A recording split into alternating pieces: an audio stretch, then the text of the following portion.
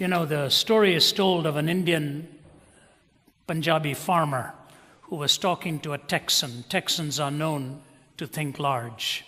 And so this Texan was talking to the Punjabi farmer and he said, "Mr. Singh, how big is your farm in Punjab?"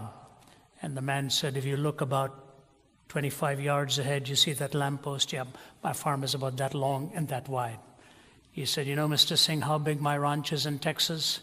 If you got into my car at sundown, at sunrise every day and kept driving and driving and driving and driving and driving, somewhere around mid-morning or midday, you will reach the end of my property line." And the Punjabi man said, "I know exactly what you mean. I used to have a car just like that."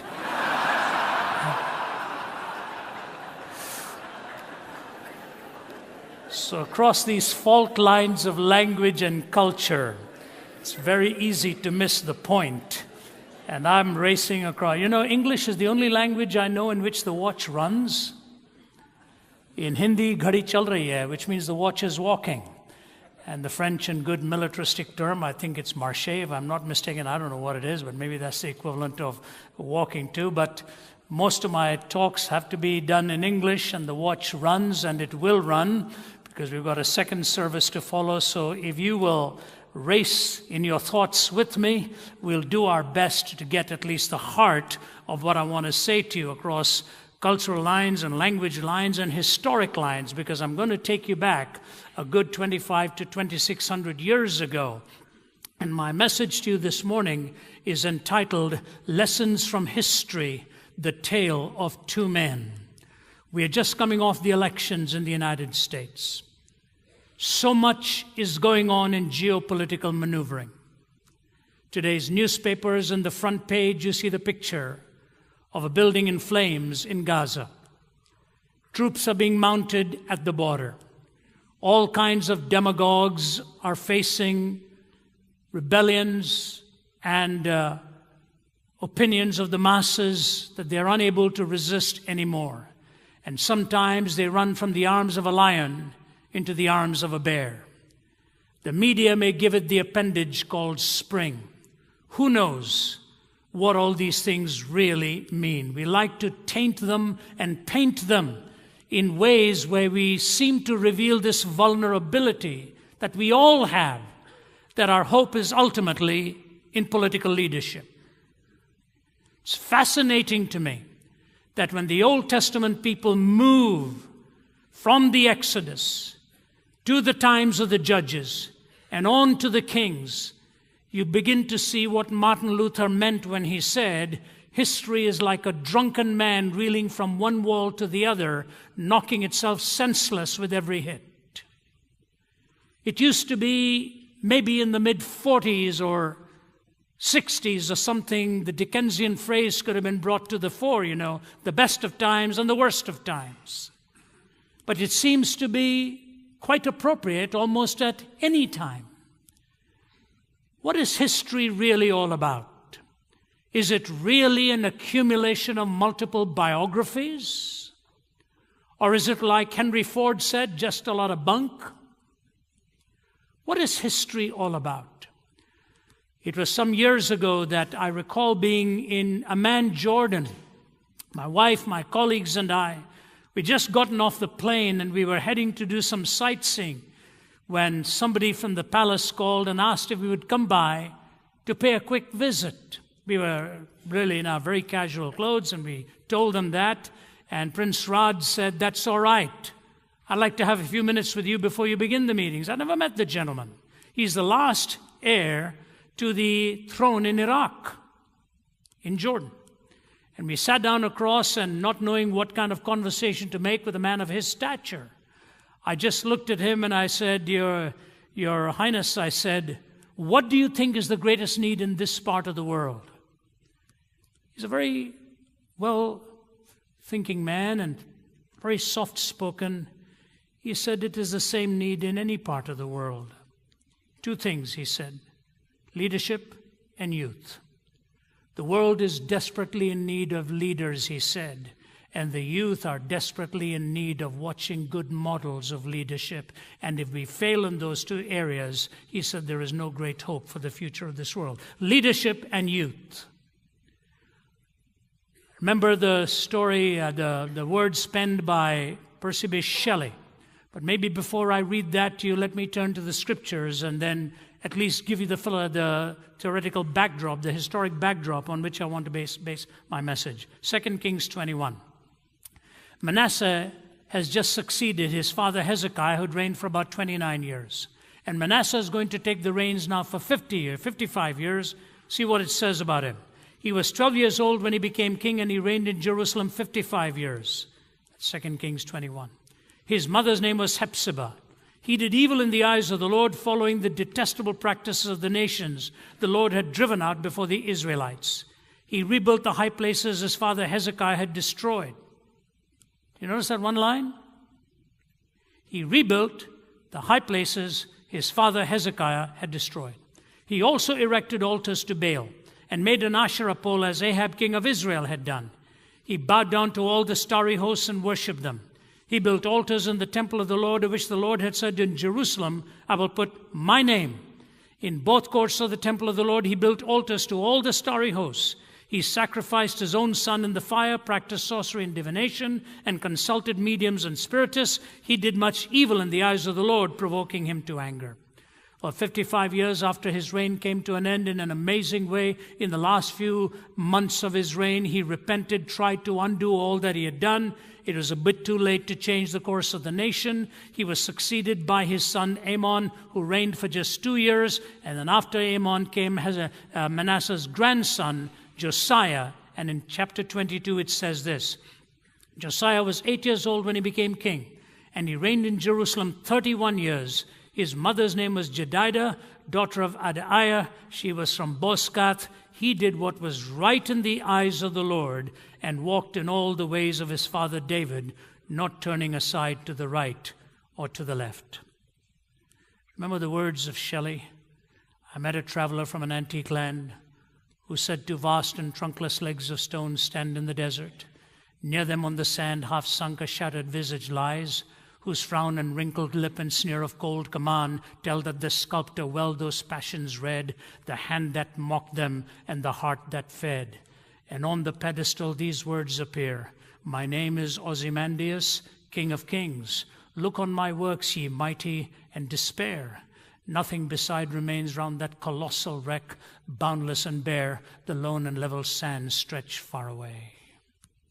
Nothing beside remains round that colossal wreck, boundless and bare, the lone and level sands stretch far away. If you go to those desert terrains today, you'll see many a broken statue of a one-time demagogue, and the sculptor well those passions read, and those expressions still remain on these broken and stone-made things. I think it was the words of Samuel Taylor Coleridge that often come to mind. He says this, if men could only learn from history what lessons it might teach us, but passion and party blind our eyes, and the light which experience gives us is a lantern on the stern which shines only on the waves behind us. And the light which experience gives us is a lantern on the stern which shines on the waves behind us. Or the famous aphorism of Santayana, he who refuses to learn from history is forced to repeat its mistakes. Take a look at these two historical panels here. Two men taking the nation in two different directions, and it started with some extraordinary decisions they themselves made. Manasseh from 697 to 642 before Christ, following on the heels of a father who had ushered in one of the greatest revivals the people had ever known. How does this happen? How does it happen that you could be raised at a time in history where you see the blessing and prosperity that results from piety, that results from getting yourself aligned with the will of God, that some young upstart comes and wants to change everything, think they've got something unique to give, some brand of leadership that previous generations did not know or do not know. And here he came, having inherited all of that. How is it somebody put it? First piety begat prosperity, and then the daughter divorced the mother? How piety begat prosperity, and then the daughter divorced the mother? You get blessed, as you walk in stride with God. And then that strange shift comes in imagining that this came about because of some great extraordinary strength you yourself had. And you're going to do it alone. Nations are on that precipitous edge right now. I cannot believe that in North America, the average person has not yet seen, who is a skeptic, that all that has befallen, the lifestyle and the so-called fiscal cliff that we face and so on, has come about from abandoning the very principles that had guided for a long time. The strength that the nation had, those undergirding ideas have been tossed to the winds. And so terribly shaken now, financially, morally, spiritually, in families, till we do not know how to define the most fundamental questions of life. What does it mean to be human? What does marriage mean? What does sexuality mean? You ask an average university student, they're all at sea with these definitions. And we see, looking at leadership, going up without chart or compass, and yet making all kinds of arrogant promises to the populace. There were 3 decisions Manasseh made. Number 1, he decided to react against his father's reformation and pull down the fences that his father had built. G.K. Chesterton said, whenever you take down any fence, always pause long enough to ask, why was it put there in the first place? Why were these fences put up? Now, I want to tell you something very important in just a few fleeting moments here.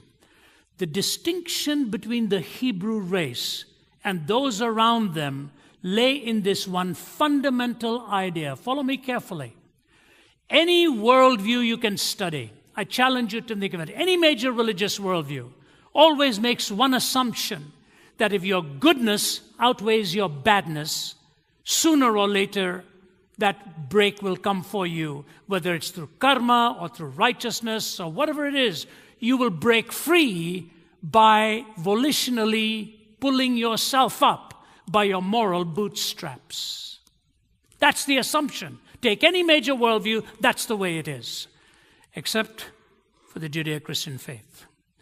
When God rescued his people from Egypt and took them into the promised land, righteousness and the moral law was given to them, but only as a sequence to redemption. They were redeemed first, then given the moral law, and then given the prescription for worship. You could never alter that sequence in the Hebrew mind. Redemption, righteousness, and worship. You cannot be righteous until you are first redeemed. You cannot worship until you are first redeemed and righteous. This was unique in its time. The heart was desperately in need of correction and redemption. That talks about your heart, my heart, every human heart. D.L. Moody said, if you take a man who's stealing nuts and bolts from a railway track and you send him to college or educate him, at the end of it, he will steal the whole railway track. It's the way it goes. We just get more sophisticated in our manipulations and our methods of deceit. That's exactly the way it is. India is a land of great mathematical and scientific geniuses, and yet the one thing that could totally destroy the country is its inability to cope with corruption. Virtually every man or woman who is involved in bringing about the Commonwealth Games to India, a great accomplishment, is now in prison. That's how it goes. And so when God was speaking to leaders, he taught them that the heart is in need of redemption. The leader's heart, your heart, my heart. And what happens with a man like Manasseh? He comes and takes all of these barricades away. And the next step follows logically. He accelerated the development of heathenism. Chesterton went on to make this comment. He said, the tragedy of disbelieving in God is not that a person ends up believing in nothing. Alas, it is much worse. A person may end up believing in anything. The tragedy of disbelieving in God is not that a person may end up believing in nothing. Alas, it is much worse. May end up believing in anything. Think of the things we have now actually begun to believe. Once upon a time, the shock value of those things were great. You know, I very seldom really have time to watch too much. And I'm so hesitant to even mention something like this, but while flying in on this time, I just turned on to see if I could get some of the news or whatever, and there was some comedian that was on. I was absolutely shocked just to hear his first quip. One of the crudest of all words you could think of, placed beside God.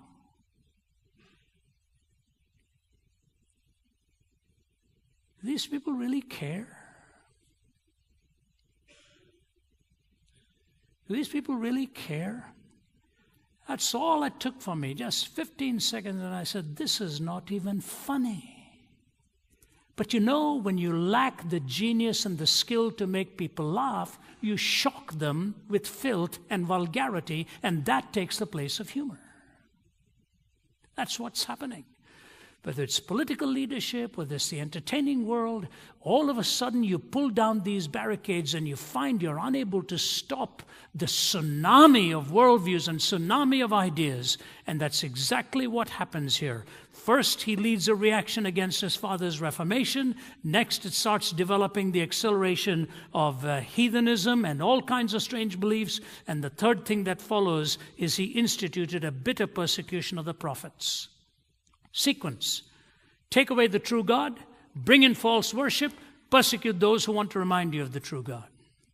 It's a logical and a chronological sequence. What happened as a result? Number one, it tells you that it is possible for one person to lead millions into untold evil. It is possible for one man, one woman to lead millions into untold evil. It is in the 1980s, when I was relatively young and starting my own ministry, that I was invited to speak at the universities in Poland.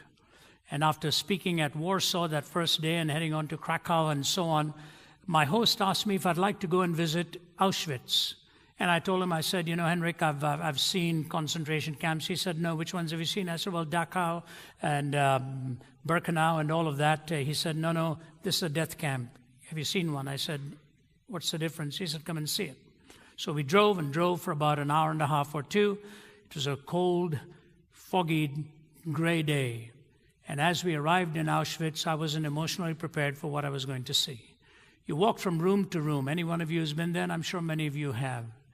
And I saw some teenagers being ushered from room to room, and some of them ultimately had to leave sobbing. I don't know what connections they bore, but they saw the, quote, the hell that had broken loose in that setting. And as I was taken from room to room, I remember in one room behind glass was 12,000 pounds of women's hair. Women who'd been shaven bald before they were taken into the gas ovens, and the hair woven into sacks and sold on the streets. There were tiny little suitcases and toothbrushes, children's clothing and baggy baggage there behind glass, and pictures of castrated twins at the hands of Joseph Mengele standing like this, looking almost like glassy-eyed and dazed.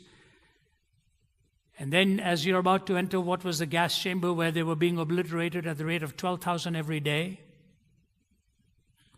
are the words of Adolf Hitler, I want to raise a generation of young people devoid of a conscience, imperious, relentless, and cruel. And then there are some historians today and some so-called watchdogs of what we tell and what we don't tell who actually want to remove the story of the Holocaust from the history books, as if we don't need to be reminded of what happens when one person can lead millions into untold evil.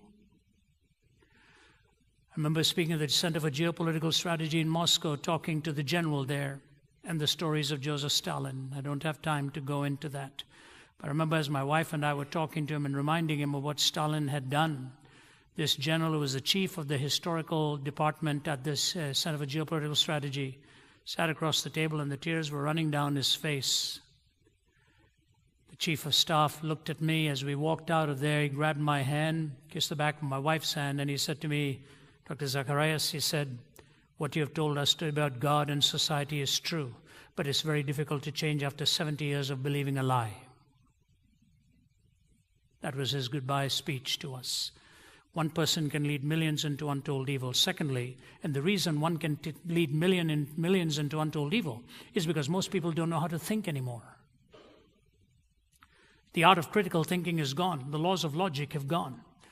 At the University of Iowa some years ago, I was giving a talk on coherence and culture. And at the end of it, a woman ran up to the microphone, 1,500 in the audience, packed to capacity. She could hardly wait, I guess, till the turn came for questions. She cupped her hand because she didn't think the microphone was good enough and just yelled at me from the back of the room, "Who in the world ever told you life needed to be coherent?" She said, "Where did this come from? Is this not another Western idea you're just foisting upon that?" And she went on, and I've learned after some time, you allow people to talk long enough, they'll end up convicting themselves. And so she was going on, and finally I said, "Ma'am, I'll be happy to answer your question if you could just give me one clue to help, how I can help you the best. You're asking me who told me life needed to be coherent, is that your question?" She said, "Yeah." I said, "Will you allow me to ask you a question? Do you want my answer to be coherent, or can my answer be incoherent?" She just stands and looked like I'd just planted a dagger in her ribs or something. And the audience burst out laughing. I said, No. I said, I want to hear her. Is it okay for my answer to be incoherent, or do you want my answer to be coherent? See, they live by ideas that they attack others with, but they daren't give that other person the privilege of questioning their assumptions. In other words, she was living a totally incoherent life. But when it was exposed in the flaws of her very reasoning, that I had to be coherent in my answer, then she was living by one set of rules, but foisting a completely different set of rules on the other person.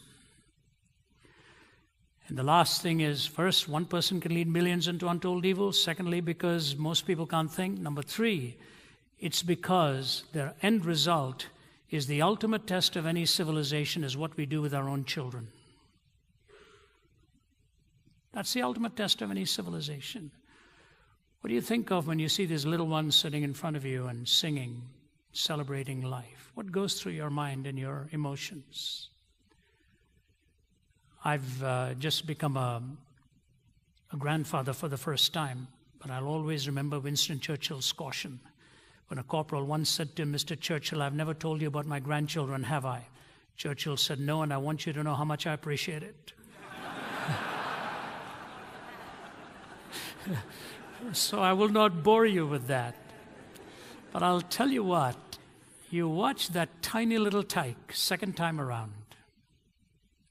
There's something within your heart that has more emotions reserved for response, because first time around, most of those emotions are distributed in care. You're exhausted caring for the little one. As a grandparent, you've got more of the reserves without the expenditure. That's somebody else's turn. But you do have the wealth of depth from which to say, this is a wow thing. This is a wow thing. I remember when I took my little boy to play T-ball in Atlanta. I come from India. I was moved to the West. The only game I knew was cricket. I didn't know what T-ball was. I thought you go and watch them play ball and they serve you tea. But no, they put it on a tee and whack it. That's what they do. And watching him from a distance with his helmet that didn't fit, his uniform that was deliberately made dirty the first time he ran, all this stuff that goes on. Every time he whacked the ball, Nathan Yehai would stop, get to the base, do what the coach told him to, put his hands on his knees. I'd be standing under a tree watching, and he'd turn in my direction to see if I'd seen that hit and go like this. "Do you see me, Dad? Did you see me, Dad?" And even now, here he is in his 30s. He writes to me, the most frequent of the three kids, and the little guy is now a big guy, but he always wants to remind me I'm his dad. And he wants to touch base and wants to hear that word of affirmation. I've lost my parents over 40 years ago, really, 38 years ago. So I was quite young. Never cease to need them. What we do with our children is very critical. Do you know what Manasseh did with his? He offered them to an idol. Nighttime seems to have been the special time for these awful immolations. The yells of children bound to the altars, rolling into the fire from the brazen arms of the idol. The shouts and hymns of the frantic crowds and the wild tumult of drums and shrill instruments by which the cries of the victims were sought to be drowned. It rose in an awful discordance over the city, forming with the whole scene visible from the walls by the glow of the furnaces and such flames, an ideal of transcendent horror that the name of the valley became then and continues till this very day in the form of Gehenna, the usual word for hell. That valley is named today the Valley of Hinnom. Same thing, meaning hell. Why? Because of what Manasseh did there. He was succeeded by Josiah. Incredible things happened. Josiah came to the throne at the age of 8. At the age of 16, he began to seek after God. At the age of 20, cleansed his city of all that immoral belief. At the age of 26, he cleansed the temple. The Reformation came in, and he left a legacy of incredible proportions when the revival broke out under his leadership. He did two things. I mentioned them, followed through the logic there. Number one, he gave them back the book of the law. He gave them back the book of the law. But let me back up a moment. He was young when this all began in his life. He was in his 20s. Let no person despise your youth. Let no person despise your youth.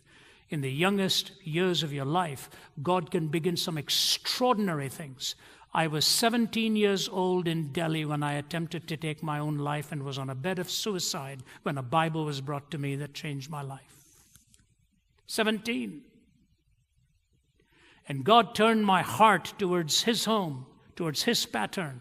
It so rattled my dad, my family, and all of them. They couldn't believe what had happened in the life of a teenager. So, let no person despise your youth. He gave them the book of the law. What does the book of the law tell you? Life at its core is sacred. Your word is sacred. Your time is sacred. Your money is sacred. Your body is sacred. Your worship is sacred. Your relationships are sacred. Your marriage is sacred. You desacralize that, and you end up with a profane way of living. He gave them the book of the law. But the second thing he gave them was taught them how to worship. And I want to close with a definition and just mention the three applications. Number one, it's this. Archbishop William Temple gave the best definition of worship I have ever read. Worship is the submission of all of our nature to God. It's the quickening of conscience by His holiness, nourishment of mind by His truth, purifying of imagination by His beauty, opening of the heart to His love, and submission of will to His purpose. All this gathered up in adoration is the greatest expression of which we are capable. Quickening of conscience by His holiness, mind by His truth, imagination by beauty, heart to His love, and will to His purpose. All this gathered up. This is the unity and diversity that the Greek philosophers could never come to, that the Christian worldview gives to you and me. It brings together the skin for your life, blending together all of our proclivities to give it a unity of expression, revealing the fact that at its core, life is sacred. I think Tim's famous song sung around the world, we are here to worship. That's the definition of life. Worship is coextensive with life. It is not a moment. It is not a punctuation mark. It is the energy of soul from which all else springs. So he gave them the law, gave them the secret of worship and what it meant. Three things happened. Number one, it built a conviction of safety. Number two, satisfies you with the power to change. And number three, rescues you from the tyranny of the immediate. Can I repeat those? Builds a conviction of safety, satisfies you with the power to change, and rescues you from the tyranny of the immediate. If I can illustrate two of those things, and we'll be done.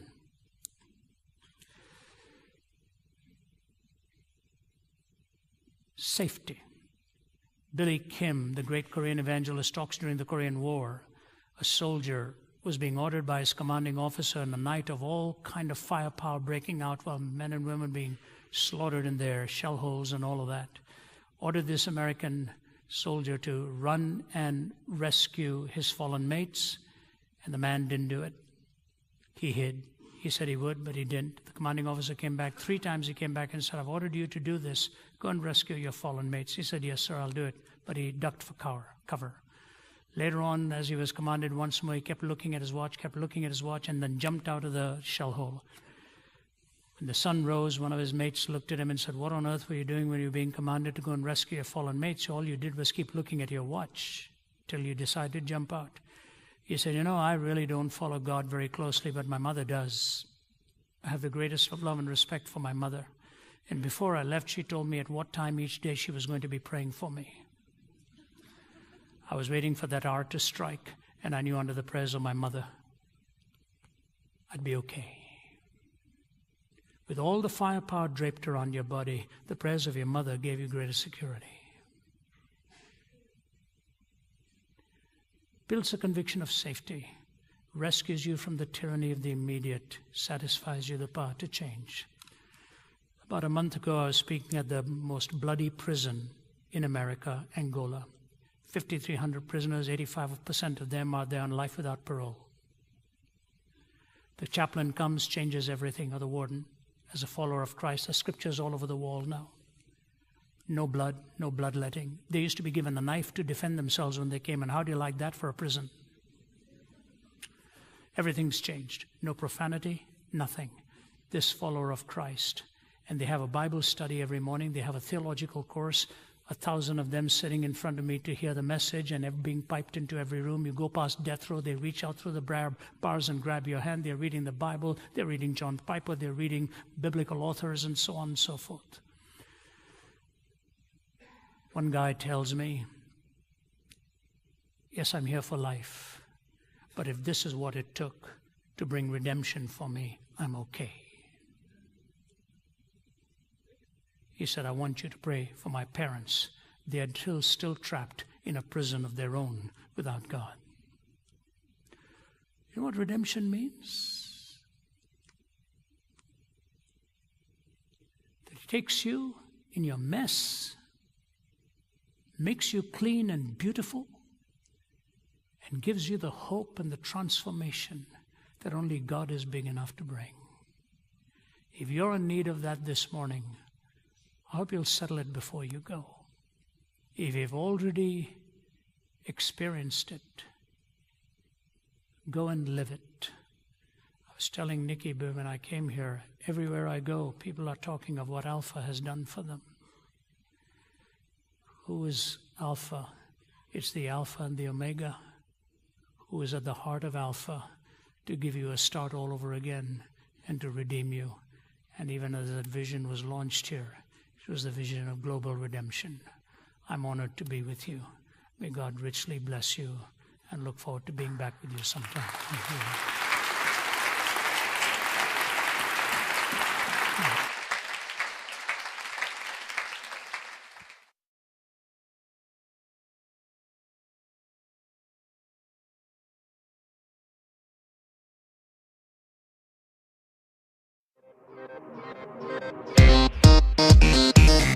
Ravi, you're well known all over the world for someone who proclaims the truth of the Christian faith. But in fact, you weren't brought up as a Christian, were you? Your initial early years were not. Well, tell us about your. Nominally, yes, Nikki. My family were nominal Christians. I grew up in Delhi. My ancestry goes back to the south. My father's from Kerala, deep south. My mother from Chennai.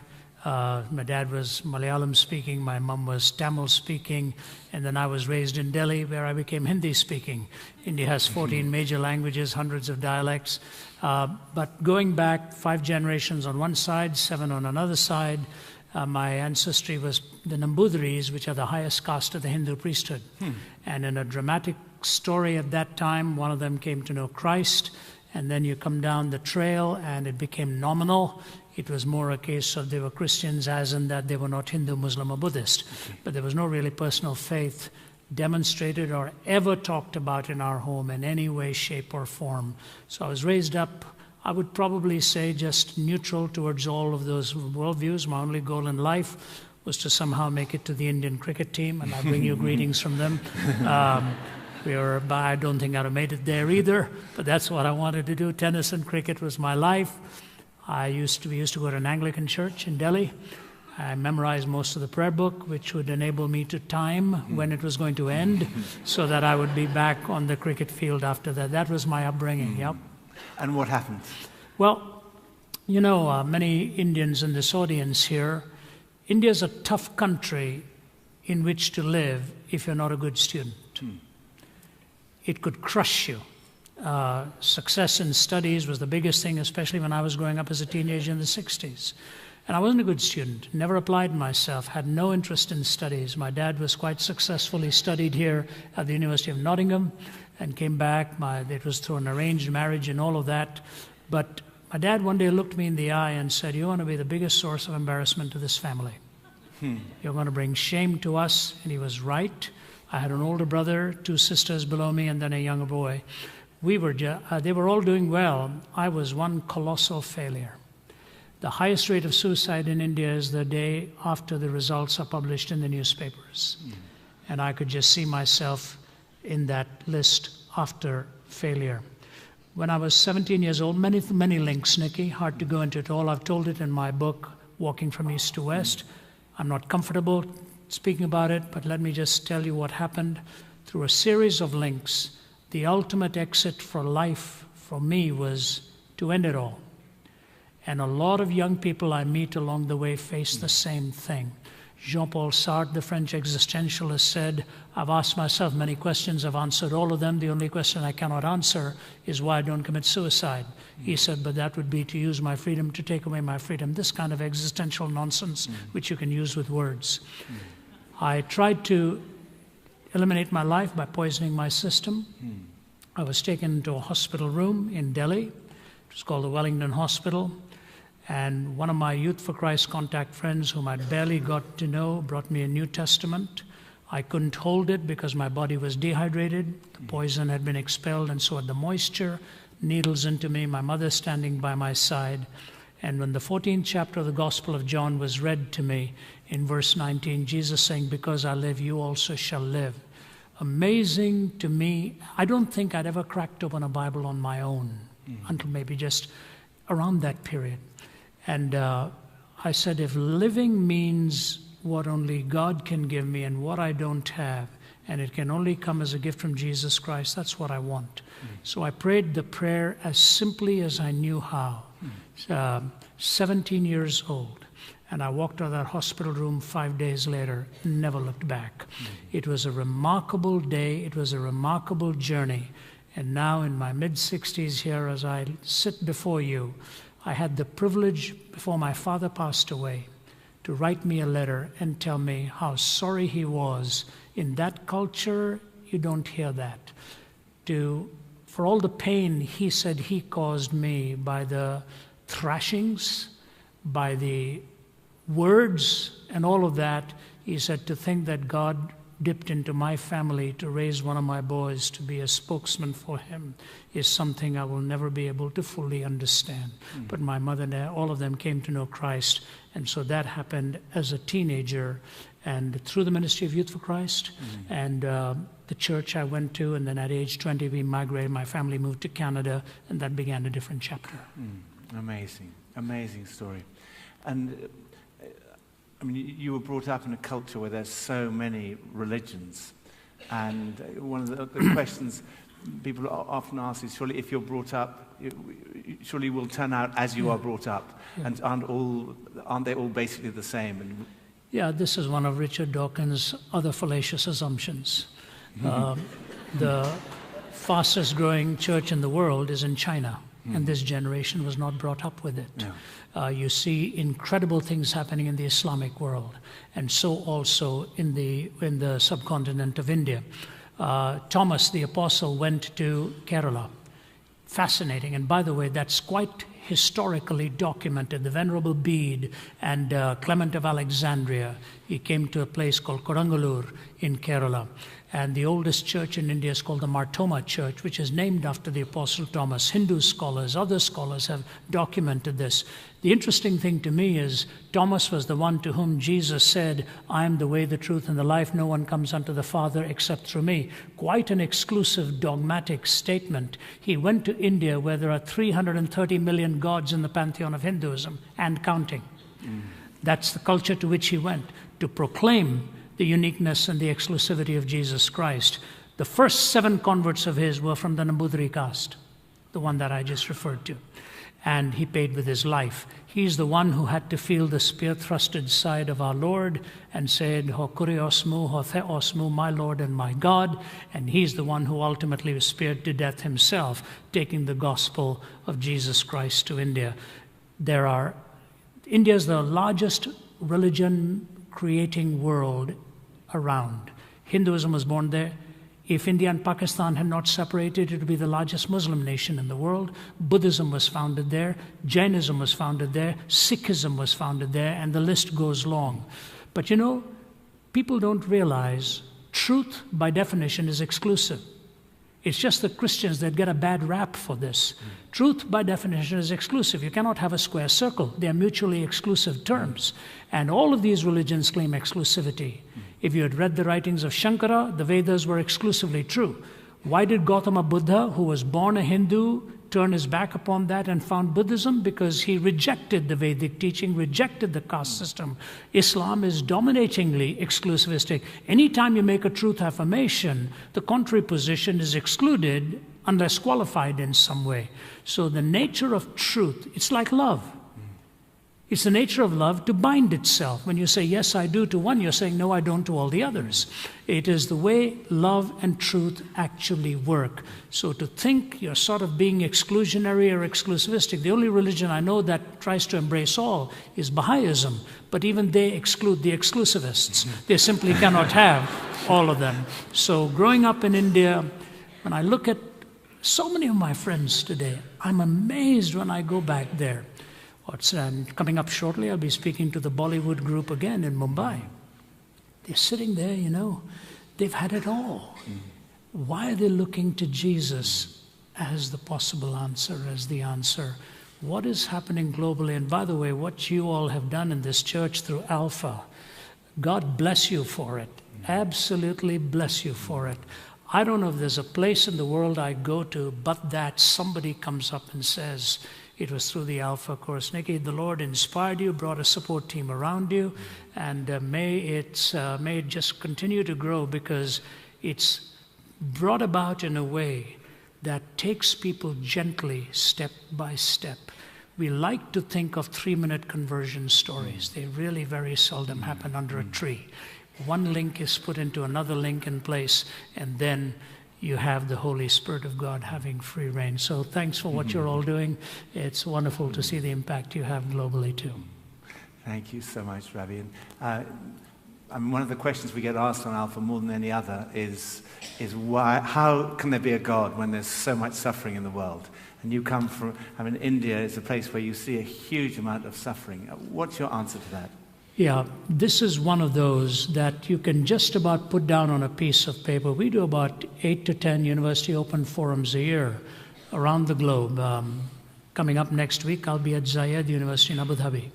A rare occasion to really be in an Islamic university. No matter where you go, the issue of problem and suffering, pain comes. So if I may take a few moments just to unpack this. I've dealt with it more extensively in some of my writings. In my book, Cries of the Heart, it's one chapter in my book, Jesus Among Other Gods. The question is asked of Jesus directly. Let me take the negative side of it first, what it is intended to damage, and then take the positive side of it. When you talk about the problem of pain and suffering, what is the assumption we all make in that? I remember being at Nottingham years ago speaking, and a man just stood up and said, there's too much of evil in this world, so there cannot be God. I said, stand up and the most important thing is to understand the questioner. You don't minimize the question, you don't mock the questioner, you don't hit them between the eye, you understand it, you relate to them. I said, I'm following what you're saying, but let me try and understand why you are asking it. When you say there's evil, aren't you assuming there's such a thing as good? When you're assuming good, aren't you assuming there's such a thing as a moral law on the basis of which to differentiate between good and evil? He struggled with this a little bit. I told him of Bertrand Russell struggled with it when he was asked by Copleston, do you believe in good and bad? And Russell said yes, and Copleston said, how do you differentiate between it? He said, same way I differentiate between blue and green. Copleston said, yes, you differentiate between blue and green by seeing, don't you? How do you differentiate between good and bad? And Russell said, on the same basis of feeling, what else? Now, Copleston was a kind man. Somebody could have looked at Russell and said, in some cultures they love their neighbors, in other cultures they eat them, both on the basis of feeling. Do you have a personal preference? You know.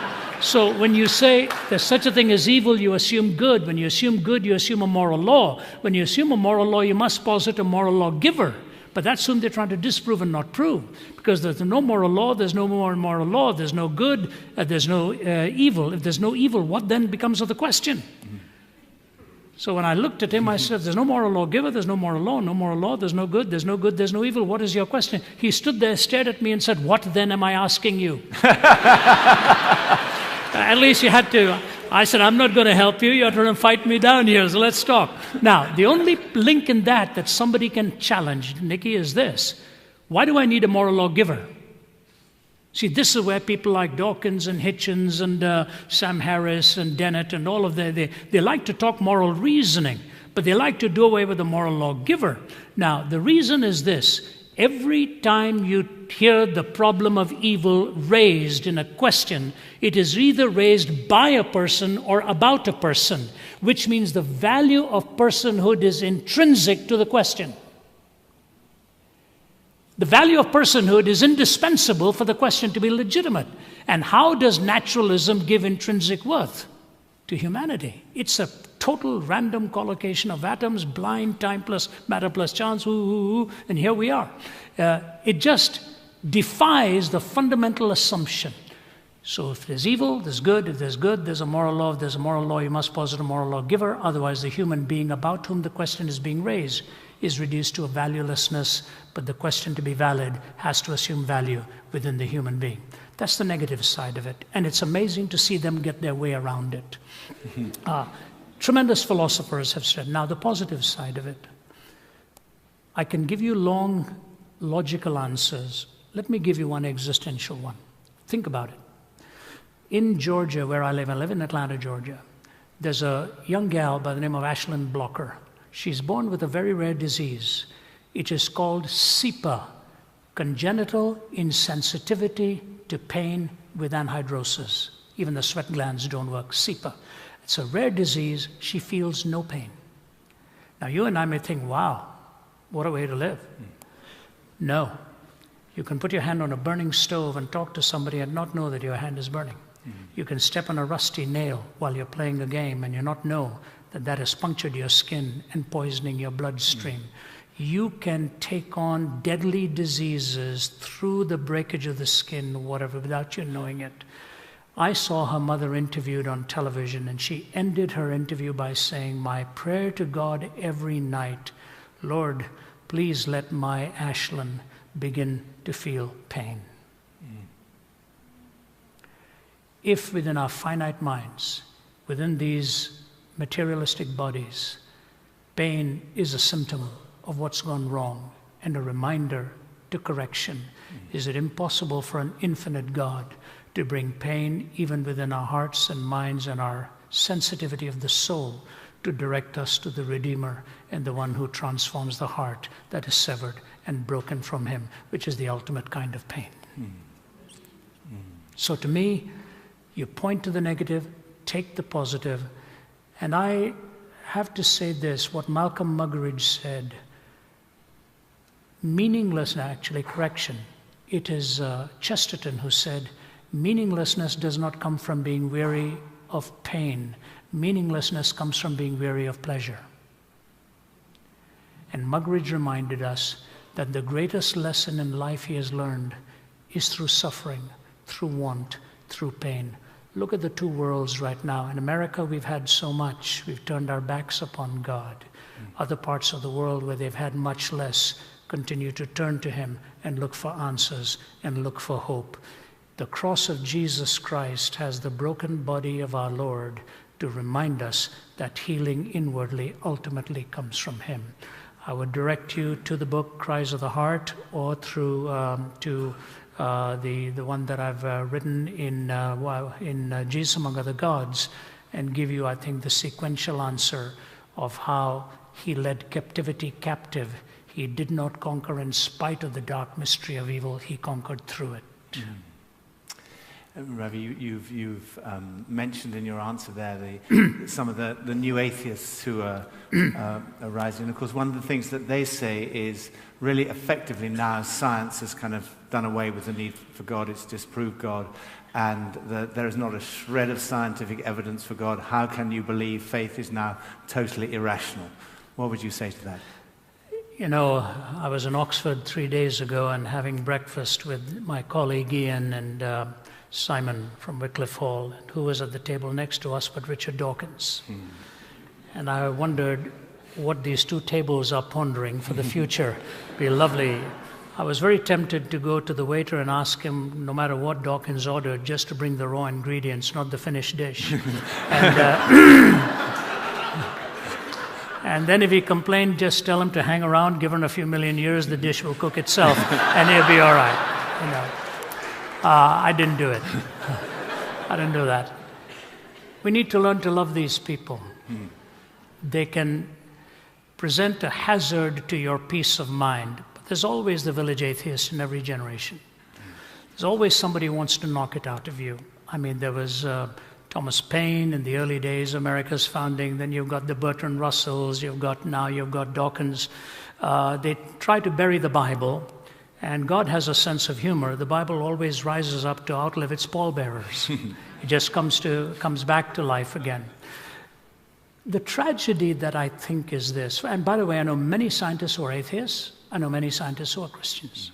And many of the atheists are embarrassed by Dawkins's approach. Hitchens had a little more of a lightheartedness to it. I think someday we might find out what's really driving Richard Dawkins. God knows. But I thought there was a tremendous slip-up recently. Did you hear that interview on the BBC when he was talking to the former dean of St. Paul's? And Dawkins was mocking Christians for not knowing the Bible. He said, I bet they couldn't name the Gospels for you. And the dean looked at him and he said, Richard, your most sacred book is The Origin of Species. You remember that, Nicky? And he says, yes, indeed. He said, do you know the full title of it? And Dawkins said, yes, of course. He said, go on. And Dawkins pauses. I'm giving you the transcript now. He goes, yeah, The Origin of Species. Oh my God, he said.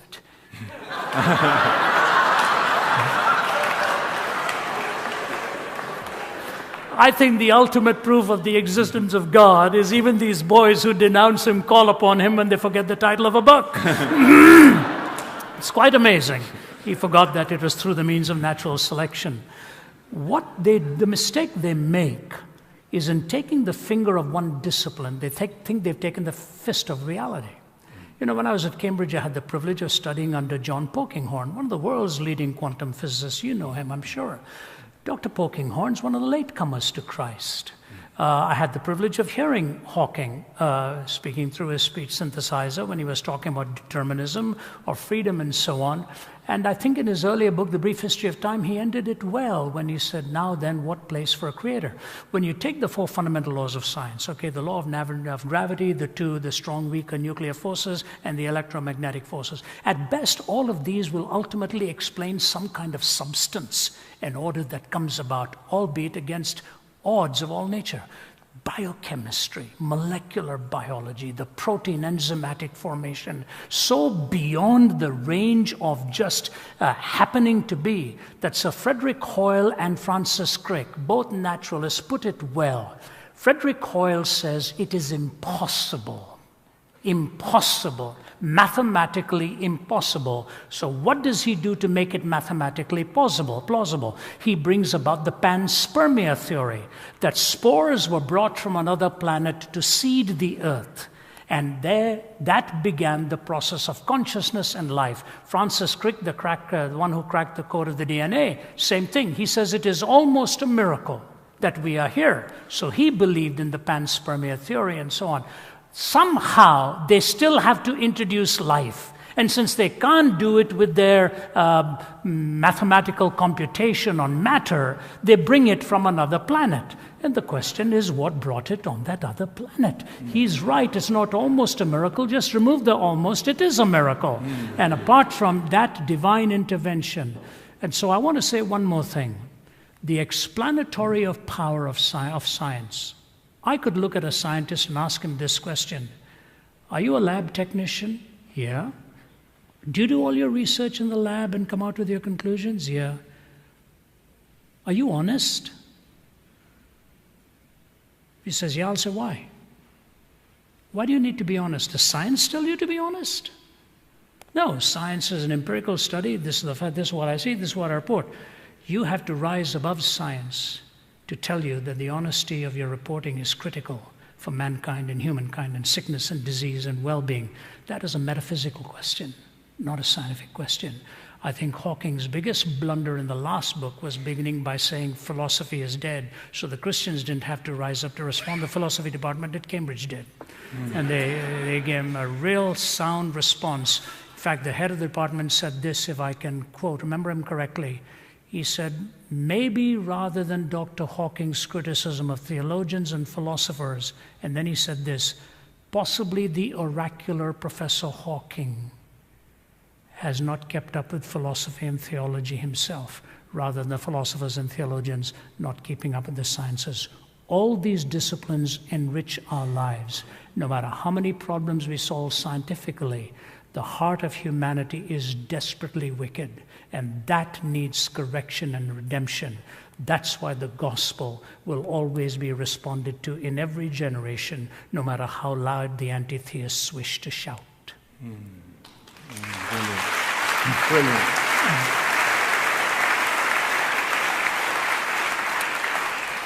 You touched there on this whole question of meaning and purpose.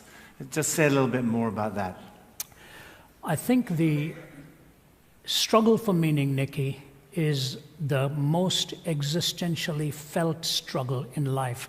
I can just about guarantee you here, no matter any one of you in university campuses or high school, that's your biggest challenge. Because you know you can experience everything you want, and it just punctuates your boredom, and the next morning you wake up, you wonder what life is all about. The loneliest people in the world I have talked to are the extremely wealthy and the extremely famous in the world of sports and athletics. They are amongst the loneliest people in the world. I look at 4 components that are needed for meaning, and I did that in my book called Recapture the Wonder. When you're looking for meaning, you really are pulling together 4 strands. The sense of wonder. We need that sense of wonder. You see it in a little child, or you see it in a romantic at the first touch of romance in their heart and the glint in the eye when they see the dream of their life come before them or whatever. So you've got a sense of wonder. But then the world is not just fantastic or fantasy-filled. You have to have the knowledge of the truth. Wonder, truth is indispensable. You come out of the fairy tale world, and you know you can ask the fairy godmother, how come there's always, if you don't come back by such and such, you're going to become a such and such. Why do I have to come back at 12 so I don't become a pumpkin? You know, and somebody is going to turn and say, if that's the way you want it, tell me why there is a fairyland in the first place. There's an intricate network of laws. So, wonder, truth. Third is love, the knowledge of love. This year, my wife and I celebrated 40 years of marriage. We have 3 lovely grown children, their spouses, and now a grandchild, another grandchild on the way. And of all the travel I do, all the wonderful experiences I have, tomorrow I'm heading home, albeit for 4 or 5 days, but then my wife travels with me to the next spot. Thursday is Thanksgiving, all right? What's the big deal? You've got your kids around. You've got the ones who love you and accept you for who you are in spite of yourself. You've got the loving God that whom you relate to. Life is consisting of transacted love commitments and belonging. So you come from wonder, truth, love, and then security. What happens to a human being when they die? Is death the end? If death is the end, what happens to justice? What happens to the longing when life is cut short very soon? These 4 components bring meaning in life. Wonder, truth, love, and security. I find all of those converging to their fullest in the person of Jesus Christ, who gives you that perpetual sense of novelty, who is the way, the truth, and the life, who so loved you that he gave himself for you as an individual in your individual need, and who rose again from the dead to tell you that there is eternal life and you have the very heavens to look forward to. No other worldview gives you that. What gives life meaning? These 4 components fulfilled in the expression of the very Son of God, the Lord Jesus Christ. And Ravi, I mean, you've spoken a lot about the truth about Jesus, but also about the relevance of Jesus. Just say a bit more about the relevance of Jesus. First of all, in your own life, and then for everyone here, everyone listening to this. You know, when I was, if I can back up a little bit on one question to an early one and link it to this, because I think it'll help me do that, Nikki. I go into the Muslim world very often and have a good relationship with them. In fact, my next stop on Friday is in Abu Dhabi, or Dubai, and then Abu Dhabi, where I'm lecturing at the Zayed University. I have a good relationship with them. When you talk to a Muslim person and ask him what guarantees you heaven, they'll talk about weighing your good deeds against bad deeds. When you talk to a Hindu, it'll be karma, Buddhist, karma, all that goes on. Two conversations sum up for me the relevance of this. One was with a conversation with Sheikh Talal, one of the four founders of Hamas, who I said to once, when we were sitting in Ramallah talking, asked him if he remembered the story of Abraham and Isaac. And I didn't say Isaac, Abraham taking his son. He said yes. I said, when he took his son up the mountain, as the axe is about to come down, God stops his hand. Do you remember what God said to him? He said yes. He paused and then he said yes, then he said no, I don't remember what God said. I said, God said to him, I myself will provide. He said, that's right. I said, Sheikh Talal, 2,000 years ago, God kept that promise. On a hill very close to where you and I are seated, he took his son, and this time the axe did not stop. I said, Sheikh Talal, until you and I receive the son God has provided for you and me, we'll be offering our own sons and daughters on the battlefield of this world for position and land and power and prestige. I can guarantee you Sheikh Talal is right now involved in the negotiations of the conflicts that are going on there. When I finished saying that, we walked out of the room. He followed me to the car. The Archbishop of Canterbury was there, George Carey. He put the Archbishop into the car because he was the chief guest of honor, and he ran towards me before I could get in, and he turned me around. He's a solid guy. I've got metal rods in my back. I thought that was at crunch time. And he looked at me, patted me on the face, kissed me on both sides of the face, and he said, Dr. Zacharias, you're a good man. I hope I see you again someday. But that link into Sheikh Hussein in Damascus, Syria, the leading Shiite cleric. We conversed in front of an audience for 3.5 hours. Sheikh Hussein said this, and I have his permission to quote. At the end of the 3.5 hours, he looked at me and he said, you know, Professor, I believe it's time for us Muslims to stop asking if Jesus died and to start asking why. I said, Sheikh Hussein, may I quote you on that? He said, yes, you may. The relevance of the death of Christ defines all of history. The relevance of the death of Christ defines all of history. Because the greatest need in your heart and mine is not that we are behind some prison bars somewhere, but that we are in a prison of our own. This prison of self and will and enslavement to our sensuality and our passions and our pleasures. This is the prison we try to break out of, and we can't. What is the ultimately relevant gift God gives to you and me?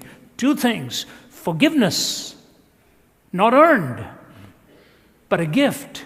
And number two, to free you from this prison of the bondage to yourself and giving you the indwelling presence of the Holy Spirit, by whose power and by whose strength you can live life the way it was ought to be lived before God. How relevant is this? It delivers me from my own enslavement. It delivers me from my own proclivities, which ultimately destroyed. And what does it give as a fringe benefit? The knowledge of love and the experience of truth in your life, that today, from a bed of suicide at the age of 17, to be sitting in front of people whose powers are 10 times or greater than I would have ever experienced, giving them the Lord Jesus Christ and the hope that is in His Word. Truth and relevance are the twin feet of the gospel. He is the truth, and if you know the truth shall set you free. And when you live for the truth with His power, you find the liberating power within yourself and become a light to the world. And it's a pretty dark world out there right now. That light is needed. And with Jesus, we carry that light wherever we go. Brilliant. Brilliant. Brilliant.